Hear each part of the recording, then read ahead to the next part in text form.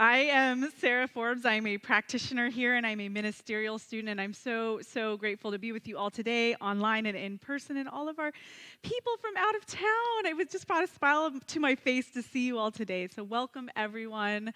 And that song, Something is Calling Me, is so perfect for what I want to share today. My talk title is Living an Enchanted Life. And to live an enchanted life, we must recognize what's calling us. There is something beckoning us to live that life, to walk that path. Enchanted, the word is a Latin word. It comes from the word incantare, which means to sing in. And to sing in, as Jamie Lula just so beautifully did, and the New Thought Messengers, to sing in is an invocation. And in ancient times, the word incantare was understood as invoking a magical force or an entity into the space. That's what an invocation was thought to be, and that was what it meant to be enchanted. So when we talk about enchanted today, when I talk about this today, this is what I'm talking about. I'm talking about invoking magic. I'm talking about invoking the presence.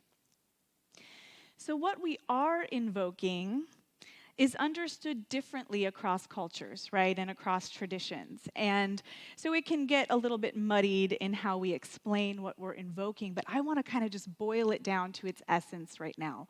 What we are invoking is either an aspect of the fullness of the ineffable greatness of God or the totality of the ineffable greatness of God. We're doing one or the other. And in cultures across the globe, you find that this can be represented in archetypes. So we see gods and goddesses across traditions that represent aspects of divinity.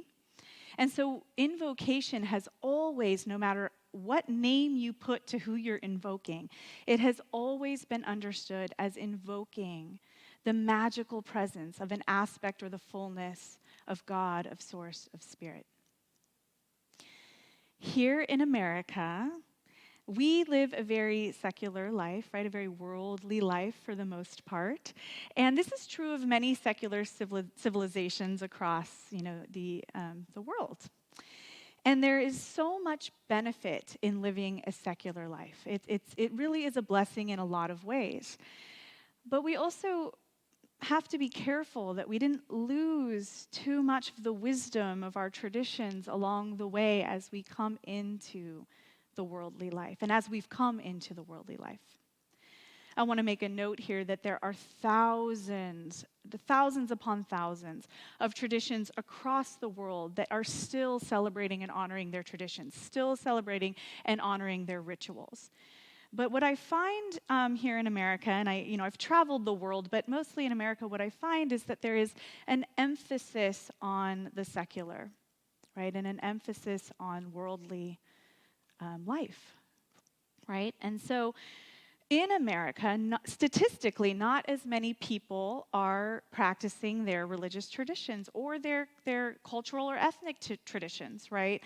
And those who are practicing them in America, oftentimes what we see is kind of a more going through the motions than a value of the magic that these traditions initially imbued, right? So kind of a loss of the connection of that magic and that enchantment. And again, this isn't always true, but we do generally find this. We've been taught and kind of had it hammered into us in our life here in America that life is really about discipline, productivity, monetizing our skills, right? And many of us believe we don't really have time for magic, for enchantment, for invocation. And we've also been taught that our lives are supposed to be filled with suffering. It's kind of a message we get early on. And even our spirituality gives us that message, right? So it's like, you're going to suffer until you attain a spiritual awakening. So just expect that, right? I mean, we get, Shelly's hurt over here. So we kind of have this expectation of suffering, right? And what I'm here to tell you is that we have, in error, prioritized in our minds that discipline, productivity, monetizing our skills, suffering is more important than excitement, ecstasy, pure joy, enchantment, invocation, right? And so I would say, I'm only looking at my life here, but I would say, up until very recently, about 70 to 80% of my life, hard work, discipline, trying to monetize my skills, right? And then 30 or 20, enchantment, okay? Right? Does anybody else relate to this? And some of us, it's even like 10% maybe some magic and some enchantment, right? So we have our priorities a little bit backwards here, okay? Dr. Stephen Haller, who is a professor of religious studies and who emphasizes in Gnostic traditions, says, "We attain dominion over the limitations of the cosmos through divine magic only." So the limitations that we believe cause our suffering, or the limitations that we believe we have to overcome through hard work and discipline, we don't overcome them that way. We overcome them through divine magic only. So if we are 70 to 80% hard work and 20 to 30% divine magic, we have an error in our priorities.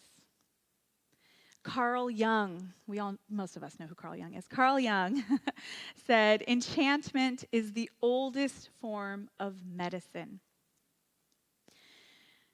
And I think he meant this holistically, right? So the way that we heal, the way that we come into balance collectively and individually is through enchantment. Not through hard work, not through productivity, okay? Through enchantment. Not even through discipline. I do not want to discard these things. They are important. I'm not saying to abandon them. We have to have some discipline. We have to have some hard work. We have to have some suffering, right? It's part of the human experience. So I don't want to discard them. They're all very important. But I think in our move into a more rational, secular, worldly life, we might have lost our way in prioritizing enchantment and magic. I believe that through magic and enchantment, we are made whole again, and everything else falls into place. I truly believe that. If we prioritize magic, if we prioritize invoking the aspects or fullness of God, then everything else falls into place. I'm going to quote Dr. Stephen Haller one more time. He says, "Life is a magical process, and its essence and purpose are enchantment." So if the purpose and essence of our lives is divine magic, then the 70 to 80% of hard work is called into question, right? Yeah. And we must intentionally bring enchantment back into our lives. Rev Shannon spoke to this a little bit last week, the idea of awe, right, and transcendence, and looking for moments in our day-to-day life to call awe in. In ancient Greece and Rome, mysteries and rituals were practiced regularly to make sure that enchantment was an enormous part of everyday life. And we also find this in other traditions too. I'm going to talk a little bit about the traditions in India in a bit, but I lived in India for a little while, and India is also a country and a culture that is imbued in enchantment and ritual, and it's very, very much alive in India still today. In ancient times, it was actually believed that human beings could not survive without ritual. And it was also believed that those who lacked ritual lived an impoverished life. So when we practice ritual, what are we doing? When we come into a ritual, what we're doing is we're creating a passageway, an opening for invocation. And this is something that was understood as far back as humanity goes. And in all of our progress, which our progress is so beautiful, but in all of our progress, in many ways, we've lost this understanding of how important and what a priority magic and enchantment is. So in early Christianity, I'm going to bring that up because we live in a very Christian-centric culture, right? Very Judeo-Christian-centric culture. So I'm going to bring up a little bit of Christianity today and some of the rituals of Christianity. So we have the sacraments in Christianity, some of which are baptism, the Eucharist, and one of the other ones that I want to highlight today is the commitment of holy matrimony, which is marriage, okay? And when back prior to the kind of organization of Christianity under the Roman Empire, these sacraments and these rituals were practiced in a way in which a liminal space was opened up and transcendence unfolded. Participants were permanently changed through these sacraments. I want to talk about marriage a little bit because this is probably one of the most common ones that all of us still engage in today, no matter what religion we are. Marriage is a pretty universal ritual that we all either go and witness and participate in for someone we love or are doing ourselves. We're getting married ourselves, right? So marriage was created to do an outward kind of expression, to perform an outward expression of the union of opposites. It was understood that when two people decided to get married, that the dichotomies that exist in the world were becoming unified. And this was a very sacred sacrament. And people who in those times, practiced the ritual of marriage with this understanding came out of marriage forever changed. Not just the two people who were getting married, but everyone who was part of the marriage.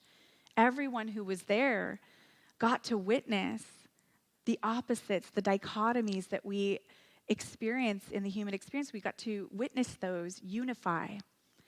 And it was believed that not only were we healing the dichotomies within ourselves through the sacrament of marriage, but we were healing the dichotomies of the cosmos, and that the divine realm was restored to balance through marriage.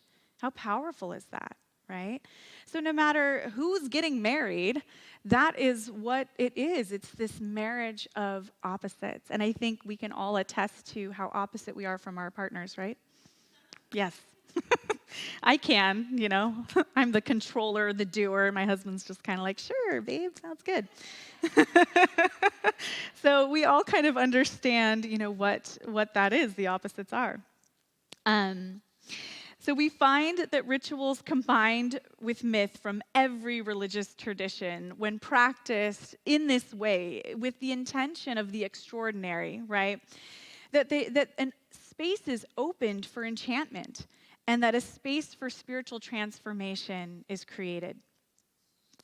I'm going to bring up the ancient mysteries of the Greek again. And for those of you who don't know, the ancient mysteries of the Greek, they were called the Eleusinian mysteries, Dionysian mysteries, and Orphic mysteries. And these rituals, people were thought to lose themselves. Some people went mad and had to go through rituals just to come back to reality.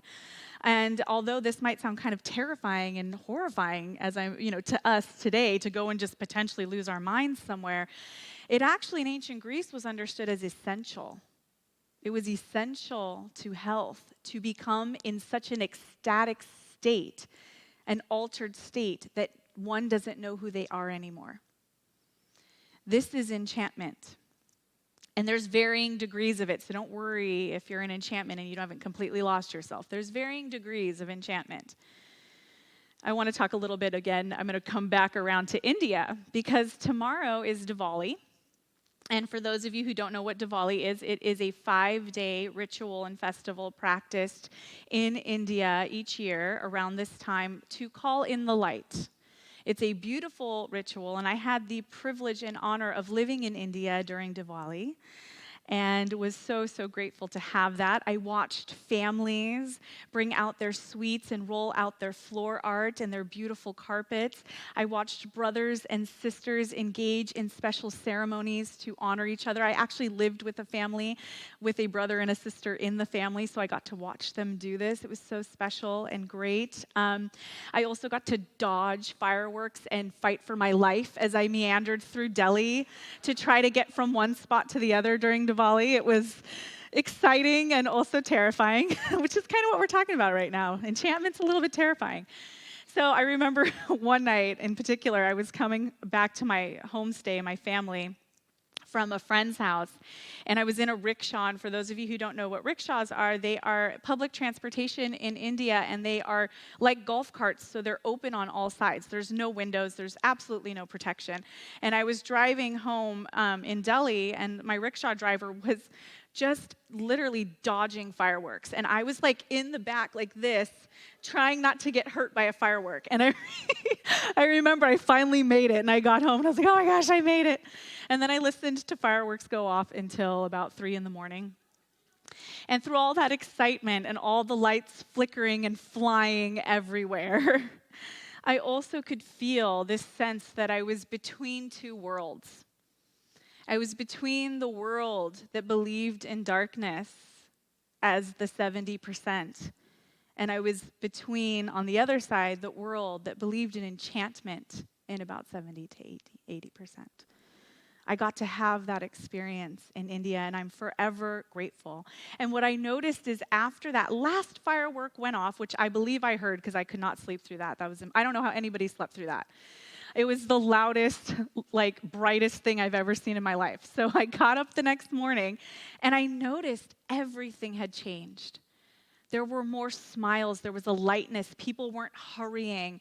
And for those of you who haven't been to India and stood in a line in India to try to get something, to try to mail something or, order food, what happens in India when you go to stand in a line is that everybody pushes and rushes up to the front so that, I'm kind of small. So I get like kind of shoved out, and I'm just like back here, and everyone's like whoosh. But what I noticed after Diwali is that people were calmer. They were looking around for one another. And I remember I was at the post office trying to mail something to my mom.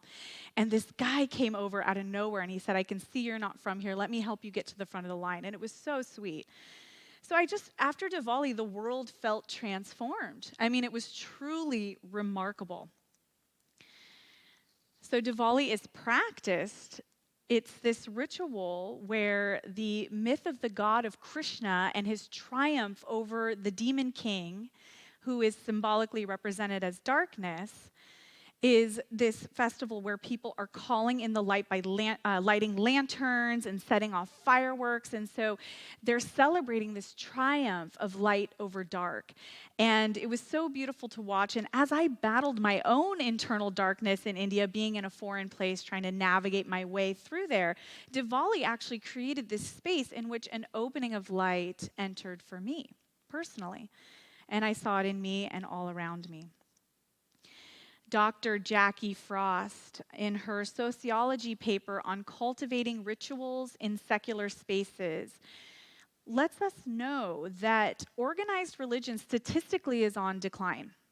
I think we've all kind of noticed that that's been happening. But what she says is that we don't need to abandon ritual.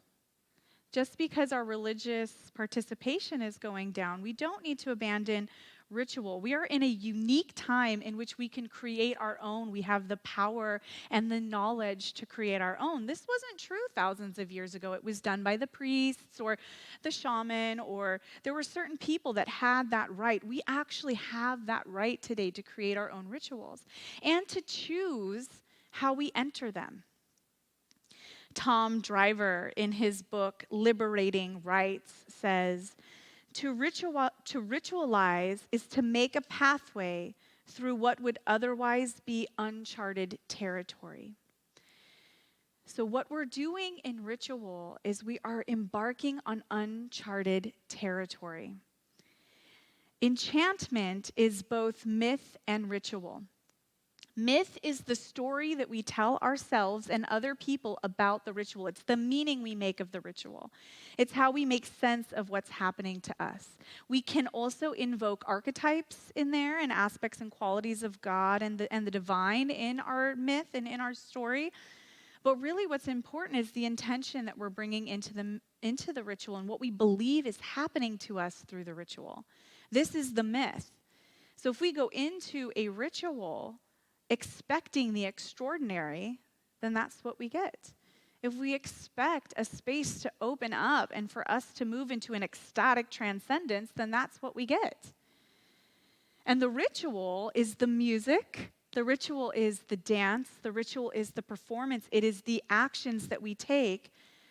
Sometimes there's a methodology to them. It's the actions that we take in order to create that space, to create that perfect space. And music is one of the biggest gateways to enchantment. That's why incantare means to sing in. So if you make your own rituals and create your own, I highly recommend bringing the perfect music into that experience. So we need to invoke the magical forces in our lives and in the life of the world. When we bring it into our lives, we bring it into the life of the world. And we have so many opportunities for this. You all might be sitting here thinking, well, what rituals do I go do? What do I do? We have so many opportunities. The holidays are right around the corner. We've got Halloween coming up. If you celebrate Thanksgiving, there's Thanksgiving. And then we have the holy days throughout December, rituals across traditions. We've got Hanukkah, the Bodhi Day. We've got Christmas. So we've got Hanukkah. We've got so many coming up. They're all just right around the corner. And what if we go into these expecting the extraordinary? What if we go into these with an intention to open a liminal space and to be enchanted? Other rites of passage, bar mitzvahs, quinceañeras, sweet 16. A lot of people are doing shamanic journeys now. It's a very popular thing. All these things, if you're going to a bar mitzvah, or you're going to a quinceañera, or you're going to a wedding, if you have a wedding coming up, go to the wedding expecting the extraordinary. Go to the wedding looking for the union of dichotomies, of opposites. So again, we can't bring ordinary expectations and intentions and then expect the ecstatic and expect the magic. So expect the extraordinary. Enter into these everyday rites of passage that for some people, all we have now is just our phones out, clicking them, right? Click, click, cool ritual, click, click, wedding, click, click, baptism. Yeah, great, that's fun too. But if you want enchantment, you got to put the phone down for like at least 15 minutes and let yourself be overcome by the original intentions, the original wisdom of these rites of passage, these events. There are invitations to expect enchantment everywhere in our lives. As Jamie Lula sang, something is calling me. Something is calling us. Something is calling us to move outside of the 70% of discipline and hard work and productivity and monetizing. Something's calling us to move up out of that and to transcend into enchantment, to be enchanted, to invoke what we really are, right? This isn't, if we're really getting down to it, we're invoking an experience of who we really are and where we really come from. And it's detrimental to our souls, to our health, to the balance of the cosmos. I want to end today with this really beautiful quote that I came across by a woman named Starhawk. She is a feminist and an author. She writes, "Any ritual is an opportunity for transformation. To do a ritual, you must be willing to be transformed in some way. The inner willingness is what makes the ritual come alive and have power. If you aren't willing to be changed by the ritual, don't do it," she says. So I wouldn't go as far as to say don't do it, but do it if you want. Click, click, click if you want. But to live the enchanted life, what we're doing is we are opening up and making ourselves willing to experience the extraordinary and to be permanently changed. Hi, friends. Thank you so much for watching, and I hope that this message supported you. We are a nonprofit, and we do all of this based solely on the gifts that you give. No amount is too small or too large. You can text to give. You can go online and check out our website. We're doing so much. You can give that way. Thank you so much for being here, for being a part of this community, and for supporting this message of bringing more light, more love, and spirit-led social action out into the world. Thank you. You're loved. So loved.